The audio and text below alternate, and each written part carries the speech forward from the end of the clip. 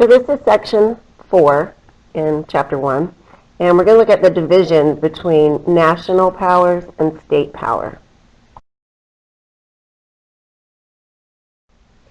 Here are the key terms that go along with section 4 lesson. So when we're talking about division of power, we have to understand that there are certain laws and powers that are exclusive to our national government, but yet there are also certain powers that are reserved just for states. And these have changed throughout history. There have been laws and powers that were added and later removed, and then others come along and are added. So these are always changing.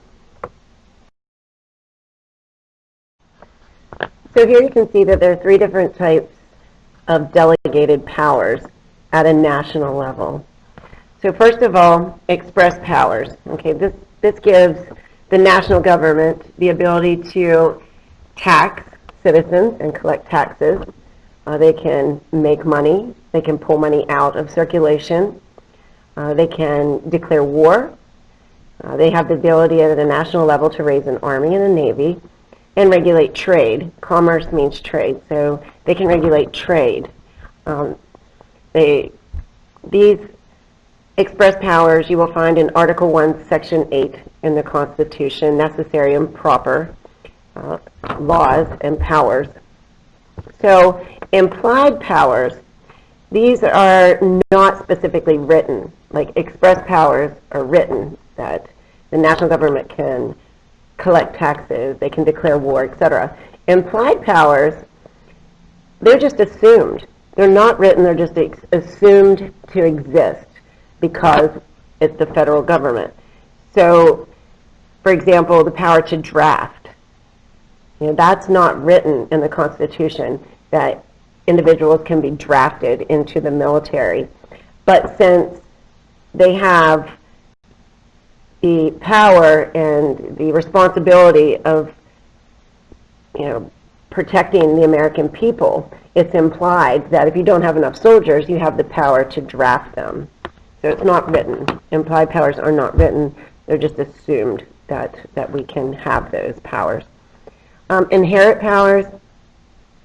Inherent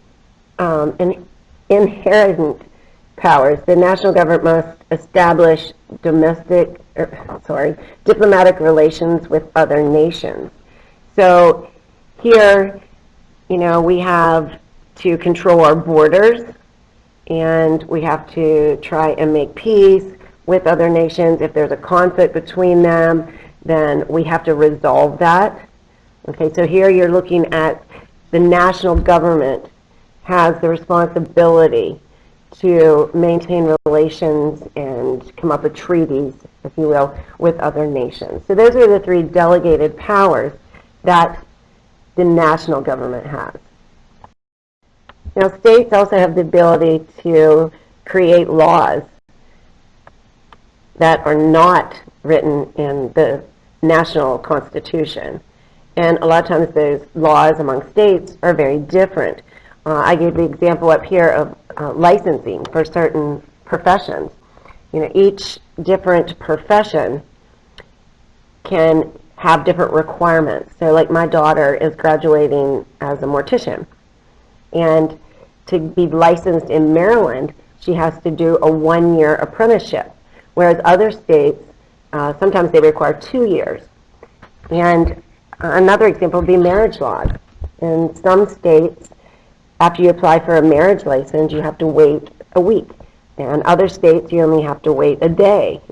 So these are just different powers that there are different. This is a power that the state has to pass laws that are different for their state compared to others. And these are called reserved powers. Concurrent powers are powers that the states and the national government share. And a few examples would be to have courts. We have district court, we have state courts, appellate court, and we have national courts. And taxing.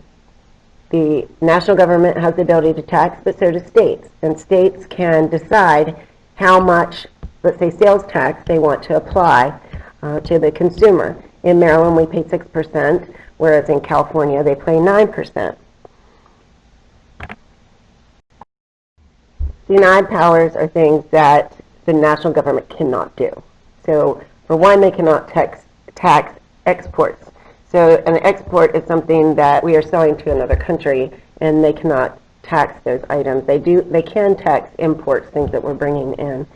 And no state can coin money.